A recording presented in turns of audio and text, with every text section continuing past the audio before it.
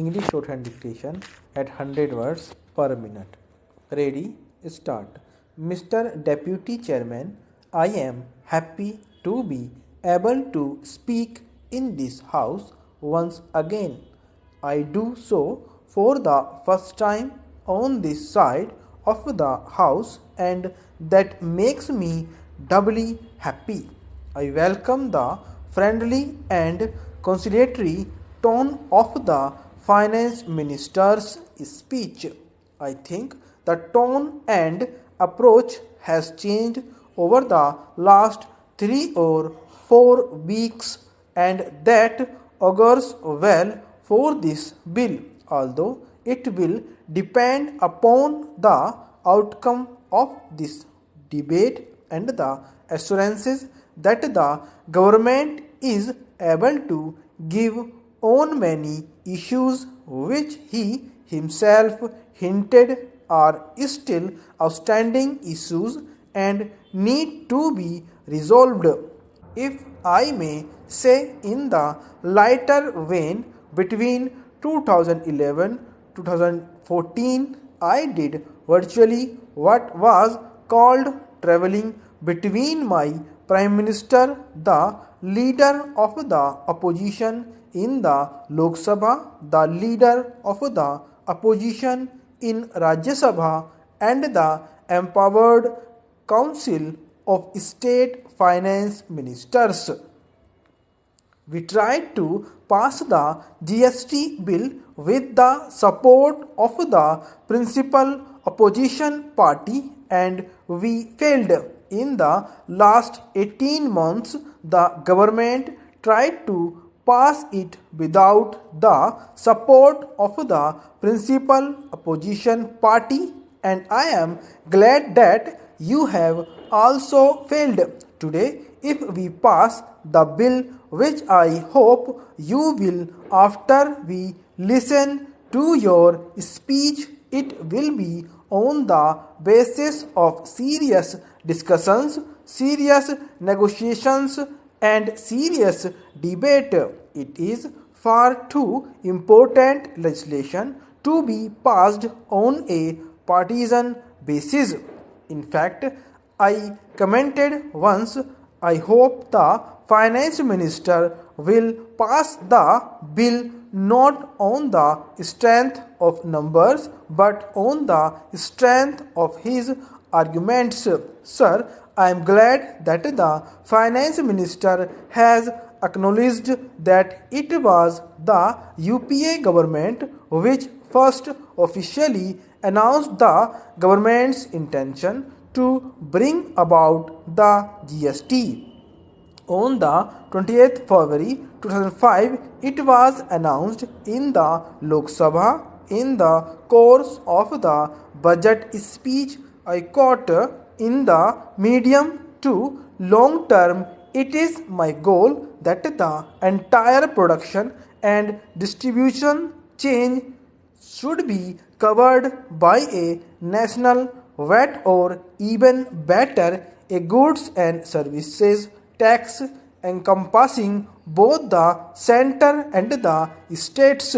It has, of course, taken us 11 years to arrive at this point, but I think the journey has been a learning experience for everyone in the house and outside. Sir, let me make it very clear that the Congress party was never opposed to the idea of a GST. In fact, I believe about an hour ago, the finance minister said so much in an interview to a television channel, and I thank him for making that acknowledgement. We were never opposed to the idea of a GST. We are not discussing or debating the idea of a GST. The debate has gone on in this country for several years, and I think the country is now ready to embrace the idea of a GST. just as the earlier GST bill introduced by the finance minister was opposed by several parties including the BJP. The 2014 bill is also being opposed. The idea was not opposed. The bill was opposed because we felt that it was possible to have a more purpose carefully. There can be no such thing as a perfect bill, and in a legislation as transformative and a revolutionary as the goods and services tax bill, I don't think anyone from the government side will claim that this is a perfect bill. It can never be a perfect bill, but when we found that there were too many flaws in the bill and many of those flaws could be fixed by addressing them seriously, we decided that we could support the bill. I am happy that in the last few weeks there has been a serious engagement by the government with the opposition parties, including my party, and I am glad that considerable progress has been made. Sir, there are four major issues. I will touch briefly upon the first three issues because it is the last issue that concerns me the most, and I want to take my time dealing with that at some length. The first one is this. I wish to point out to the Honorable Finance Minister that there are still pieces of clumsy drafting in this bill.